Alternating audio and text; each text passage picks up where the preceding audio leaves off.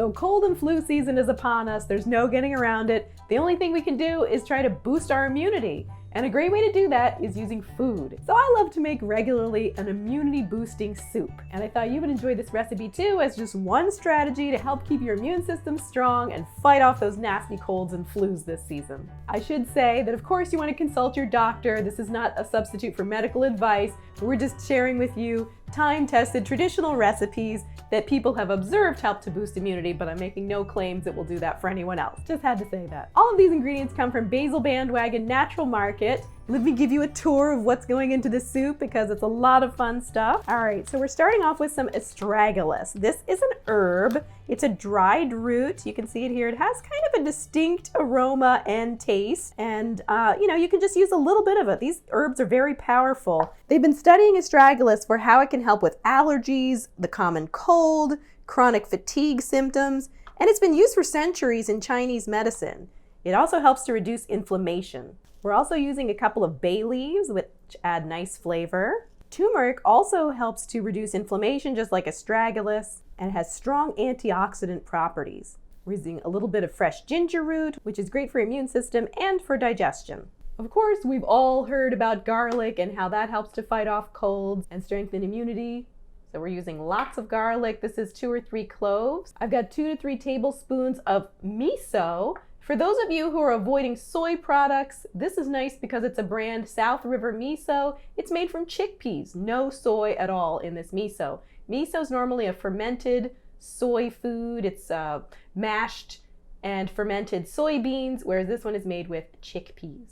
And this adds a nice flavor too. It just adds a nice depth of flavor, and fermented foods help to provide us with the friendly bacteria that fight off the bad bacteria. Then we've got some onions. Onions have a high sulfur content, so that helps to reduce the mucus. Sorry to say that word, but it helps to reduce the mucus that could be in our lungs or our sinuses. And then we've got thyme. You may have seen those natural hand sanitizers that are made out of thyme oil. Thyme is also antibacterial. We're using a little bit of celery and carrot, olive oil. I've got some maitake mushrooms. These are organic maitake mushrooms. Maitake is also known as hen of the woods. And you can see it really has kind of a unique texture there.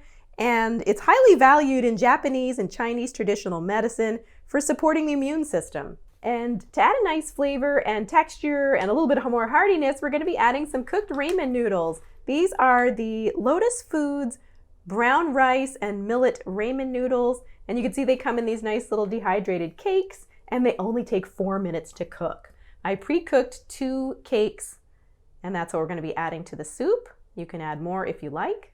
We're also using something called kombu. Anyone who has followed my other videos knows that I love sea vegetables. And here it is. This has been soaked for about 10 minutes and drained. This is just about a 1 or 2 inch piece, and we'll add that to the soup too. This adds lots of minerals, and having enough minerals and trace minerals in your body also helps to boost immunity. Last but not least, we're also adding some chickpeas for good plant-based protein. These are the Jovial brand, which I really like this brand because it comes in a glass jar. We're also going to need vegetable broth. This is 4 cups of homemade vegetable broth.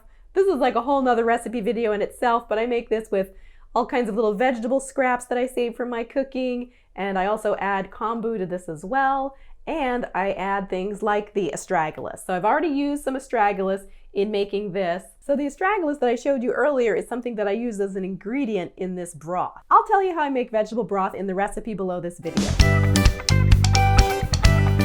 Okay, so we're heating up our pan here on medium heat. I'm gonna add the olive oil, which was about 2 tablespoons, and the onion. That was 1.5 cups of onion, and a little pinch of salt. Just gonna stir that around and let that soften for a few minutes by itself. After a few minutes of sauteing the onion, then you're gonna add your ginger, which is about a teaspoon of minced ginger, and as much garlic as you'd like. I'm adding about 2 teaspoons of minced garlic. Give that a little stir. And cook and stir that for about another minute or 2. Then we're going to add our maitake mushrooms. This is about 3/4 cup of maitake mushrooms. I cut off the bottoms and I'm just using the tops of the mushrooms. You can always add another little pinch of salt if you'd like. I'm not adding black pepper to this recipe, but feel free to add cracked black pepper. Next, after a few minutes of sauteing your onions and your garlic and ginger and mushrooms, Go ahead and add your celery, 2 stalks of celery, 2 small carrots sliced up. Give it another nice stir and let that cook, stirring it occasionally for another few minutes. Then we'll go ahead and add our kombu. Now the kombu you can add is 1 piece and just remove it at the end, just like you would a bay leaf. Or you can go ahead and chop it up now into little tiny pieces, just so it kind of gets mixed into the soup. I'm adding 4 sprigs of fresh thyme, or if you're using dried, only use about a half a teaspoon, 2 bay leaves, and our 4 cups of homemade vegetable broth. Bring this up to a boil and then lower it to simmer for about 20 minutes. So for the last 10 minutes, we're gonna stir in our chickpeas. Again, this was 13 ounces of cooked chickpeas. I did drain these and rinse them lightly. When your soup is finished cooking, you can remove the bay leaves and the kombu. Oh, and we can't forget these either. You can remove the sprigs of thyme if you like. To add your miso, you'll want to dilute it with a little bit of the broth. So I just take some of the broth and stir that together in a small bowl separately before I add the miso. Miso is heat sensitive, so to get the full benefits of miso, you definitely don't want to boil it, and it shouldn't really even be heated that much. So this is something you'll want to add just before serving. You can even remove the soup from the stove and then stir it in once it cools down a little bit. You want to preserve all that benefit of the friendly bacteria. Now that adds a mildly salty taste, but if you want it a little more salty tasting, you can always add, a half teaspoon of sea salt or so to taste. Up. One more lost sprig of thyme. At this point, we're also going to stir in our ramen noodles.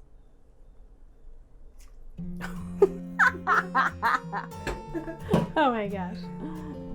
Which has become a ramen noodle cake, so we're just gonna break it up a little bit. Wow, this smells so good. I wish you could be here in my kitchen with me right now smelling this soup. I'm going to use a pair of tongs to very carefully take some of our ramen noodles, putting them right in the middle. You can pile them nice and high. And then I'm gonna use my soup ladle to get some of this delicious broth and ladle that over the top. This makes the perfect comfort food, dinner, or even a snack. I've been known to snack on this kind of thing between meals, but it's just so hearty and delicious. And you can be sure that something like this is going to really help you to feel your best, get the circulation going, and fight off all those colds and winter germs. I'm going to top it off with a little sprig of fresh cilantro, which they say helps with detoxing heavy metals. Serve it with some chopsticks, and just a few little toasted sesame seeds will add just the perfect little crunch. Here's to your health and your strong immunity. Cheers!